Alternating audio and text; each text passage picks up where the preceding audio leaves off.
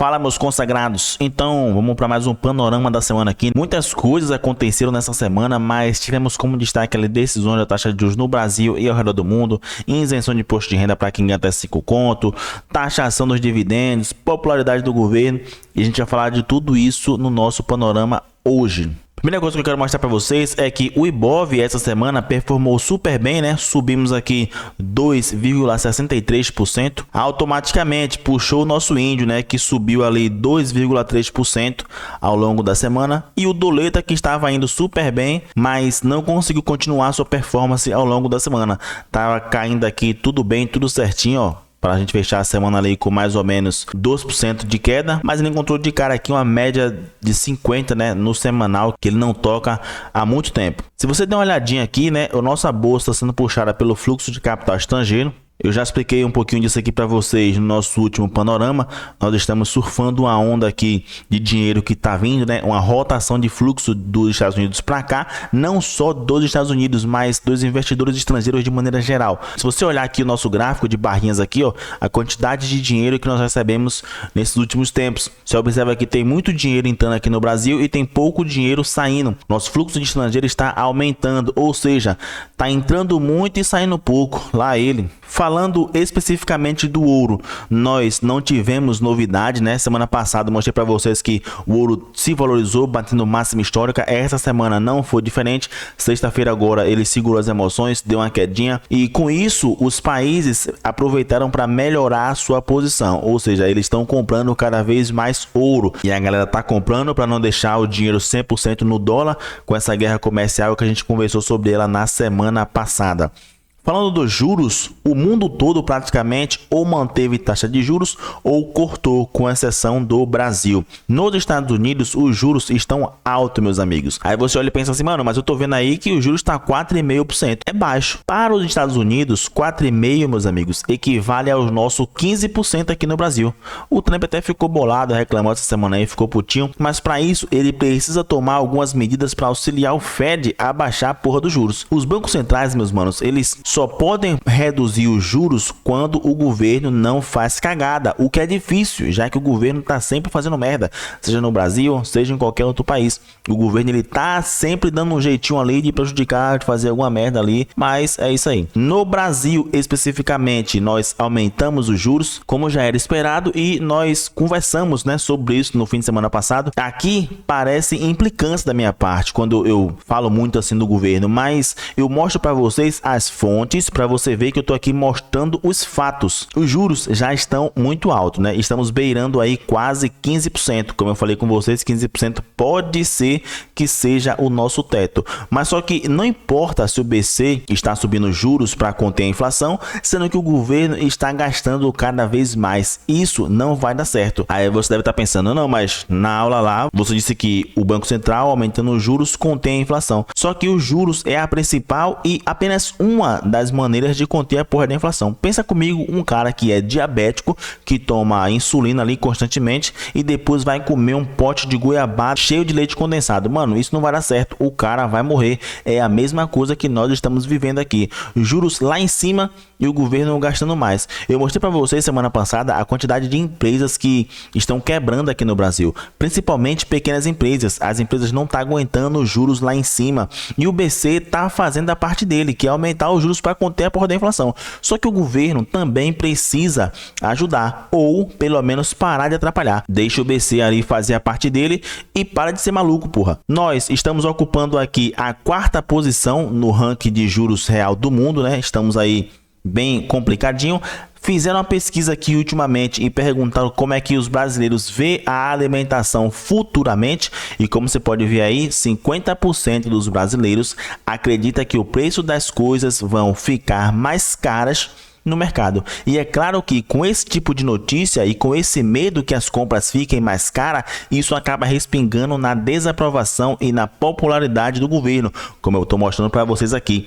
Lula, Janja e Haddad têm queda na sua desaprovação. E com isso, a bolsa acaba reagindo de maneira positiva. Na sexta-feira, a gente estava na sala operando, do nada veio uma vela de 450 quilos.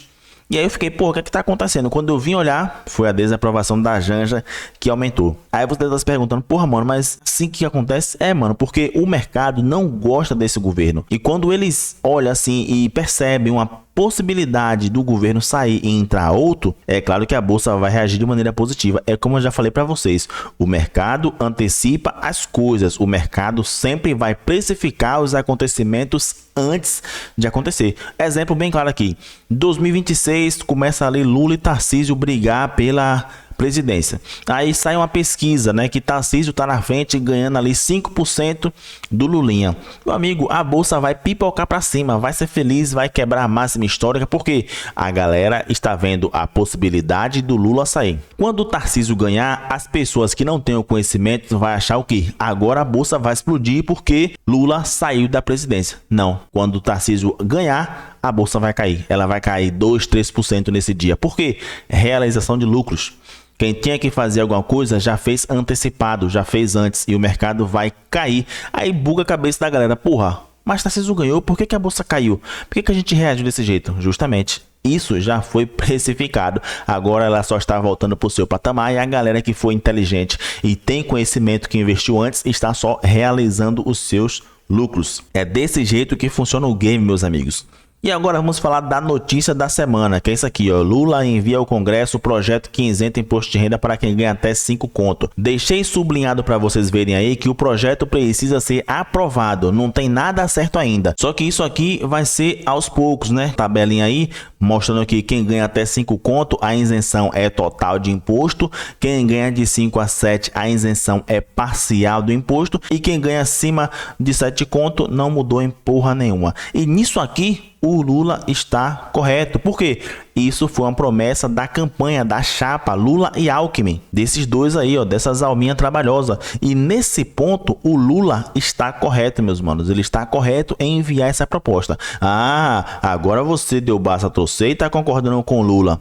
Meu mano, pensa comigo. Foi uma promessa que ele fez para a galera quando ele estava concorrendo à presidência. E ele tem que cumprir essa porra. Assim como ele tem a obrigação de cumprir todas as propostas que ele fez na campanha.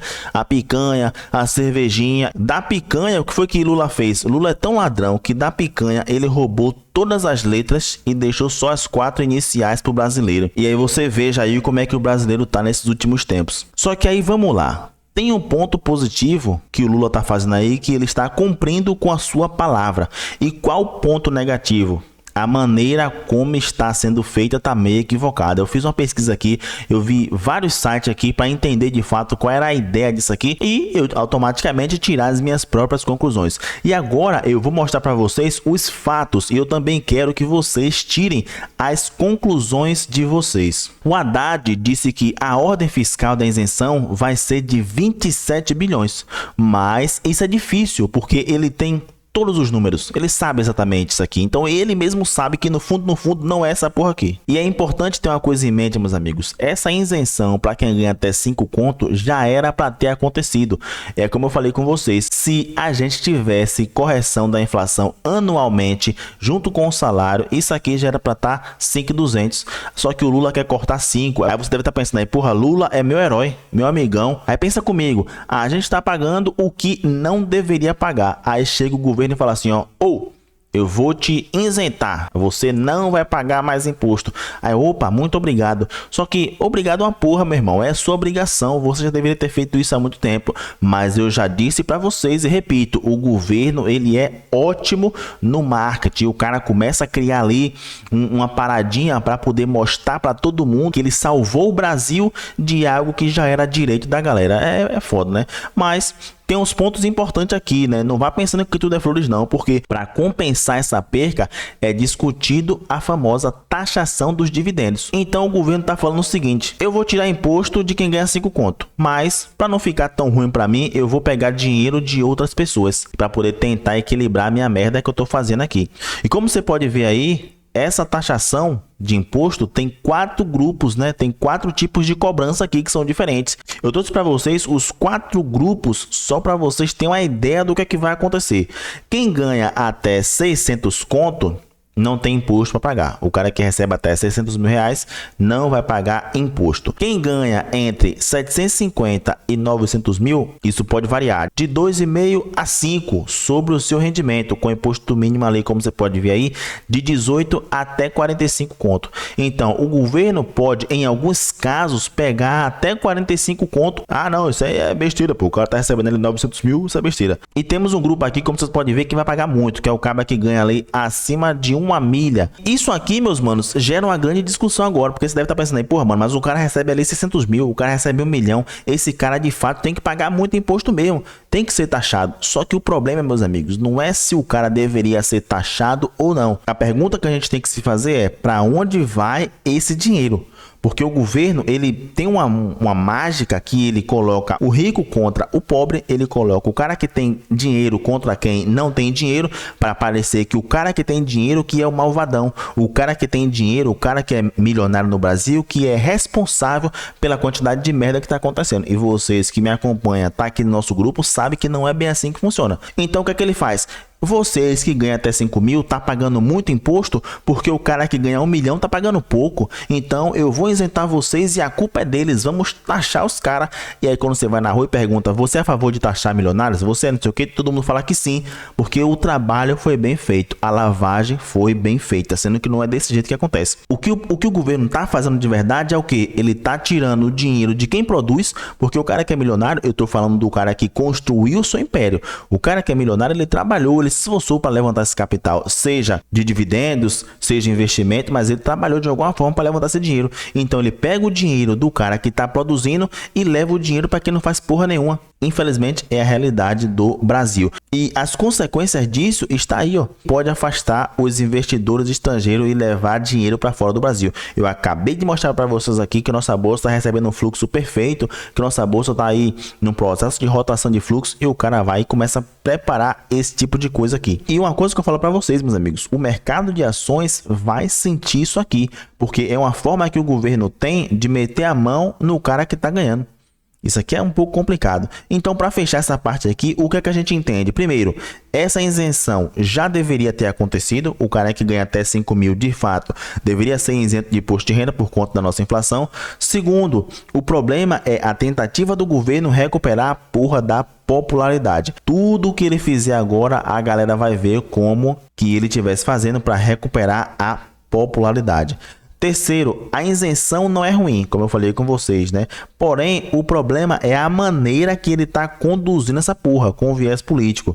E quarto, isso pode ser o início da taxação dos dividendos e levar muito dinheiro para fora do Brasil. Já partindo aqui para nossa agenda da semana, né? Hoje foi rapidinho, demorou aqui 2 minutos e meio. Vamos lá que a gente tem mais 30 segundos aqui para falar essa agenda. E a primeira coisa que a gente tem que estar esperto nessa semana, meus manos, é que essa semana é fechamento de trimestre. Quando acontece esse tipo de fechamento, o mercado fica bem cauteloso, porque pode ter algumas surpresinhas ao longo da semana. E eu separei aqui algumas para vocês, né? As que eu achei mais relevantes. Primeiro, né? A gente tem que entender que pode acontecer rebalanceamento de carteira. Como assim, meu mano? Rebalanceamento.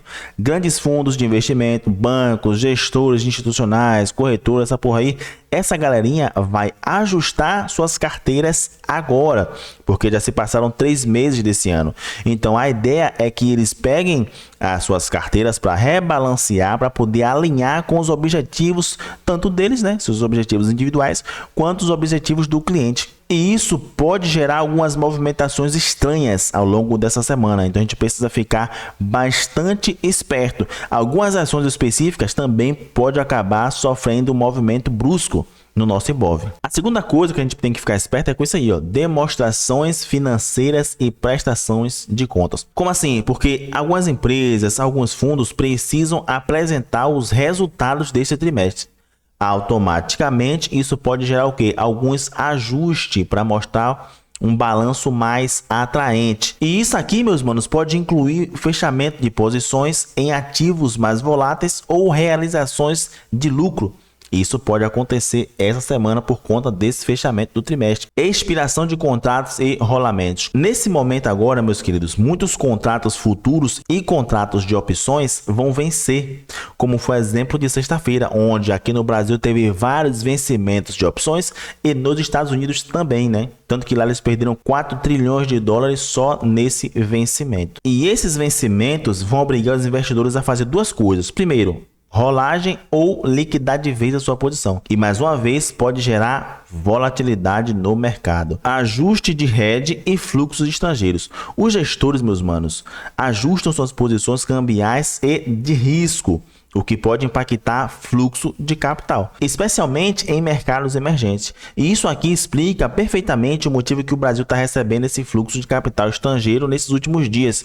Primeiro, né, essa incerteza, como a gente já conversou sobre isso, mas também por conta disso aí. E o Brasil está sendo beneficiado disso aqui. E o último, como eu mostrei para vocês aí, são as expectativas por novos dados econômicos. Muitos dados econômicos importantes são divulgados agora, como folha de pagamento, PIB e inflação, que eu vou mostrar para vocês no nosso calendário da semana. E isso pode fazer com que os investidores adotem uma postura bem cautelosa antes dessas publicações. Então, temos que ficar ligado porque o mercado pode ficar muito travado e sem direção, e isso pode ser um sinal que a galera está esperando alguma coisa, né? Esperando algo antes de tomar uma decisão.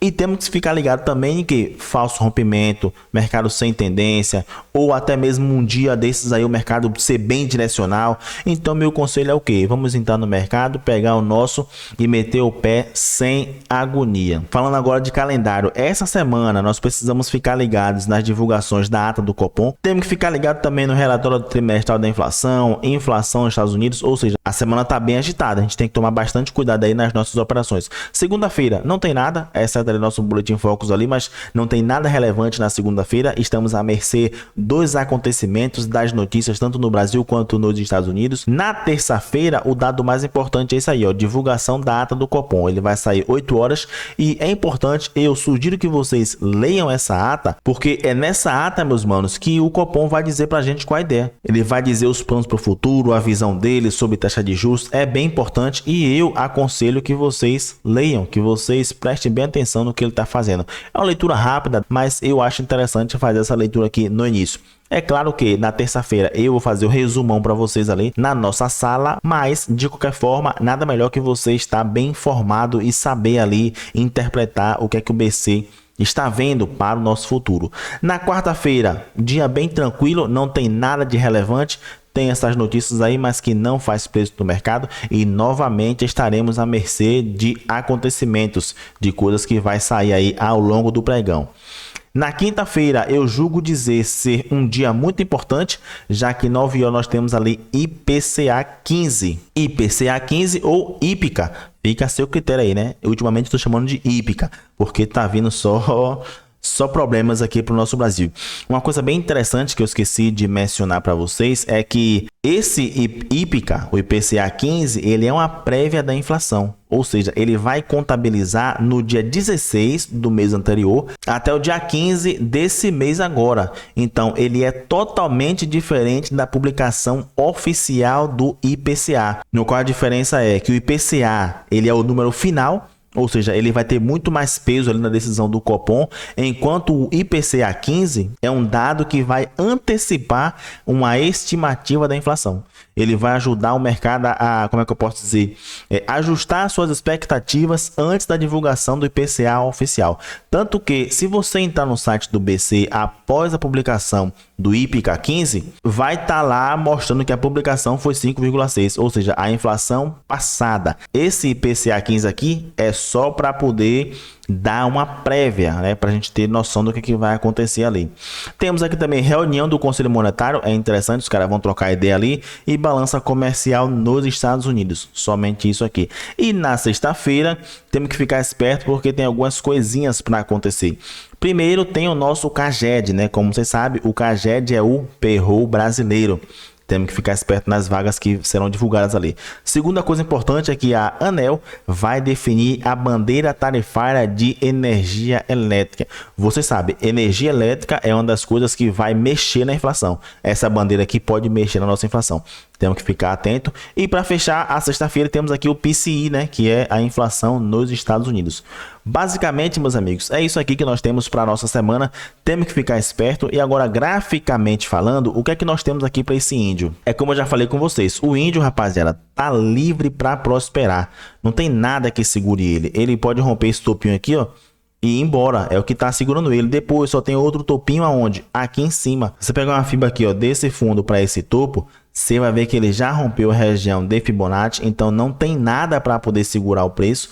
Ele pode seguir livre e desimpedido. Se você observar aqui no gráfico diário, ele tá devendo correçãozinha aqui, ó, até os 131, 140, essa região de topo aqui, onde ele pode até voltar para fazer um pullback e dar continuidade no movimento. Olhando pela ótica dos 60 minutos, o mercado está lateralizado, ou tá travado aqui, ó. Eu deixei as minhas marcações aqui porque eu sei que elas vão continuar sendo importantes amanhã. Então nós temos aqui a região de divisor, como eu falei com vocês, essa regiãozinha de divisor é 61% dessa pernadinha aqui, ó. Para o mercado cair, ele tem que romper essa região aqui, ó, 132.640, e para o mercado subir, ele tem que romper essa regiãozinha de divisor aqui, ó, 133.780. Enquanto ele não romper 132.640 e 133.780, ele pode estar brigando aqui, ó, se divertindo nessa regiãozinha aqui. Temos que ficar ligado justamente nisso aqui. Para mim, para o mercado de fato querer dar continuidade no movimento, ele tem que ganhar o divisor e romper o topo anterior, porque aí mostra para a gente que de fato o mercado está com força para continuar subindo. E para entrar no processo de correção tem que romper aqui. Enquanto isso não acontecer, infelizmente, vai ser isso aí. Na sexta-feira o mercado ficou travado, ou melhor, na quinta e na sexta o mercado ficou travado, como você pode ver, não andou.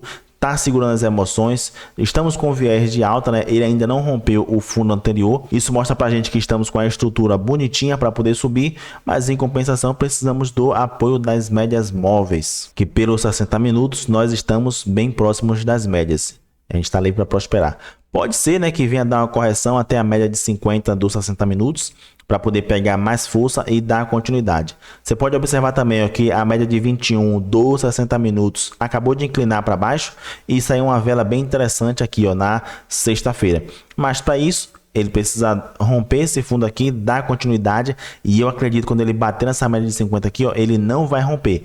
Não vai romper, vai dar aquele trade agressivo, onde você compra e deixa o mercado andar, pega seus 200 pontos e vai-se embora. Beleza, meus manos? Então é o que eu estou esperando.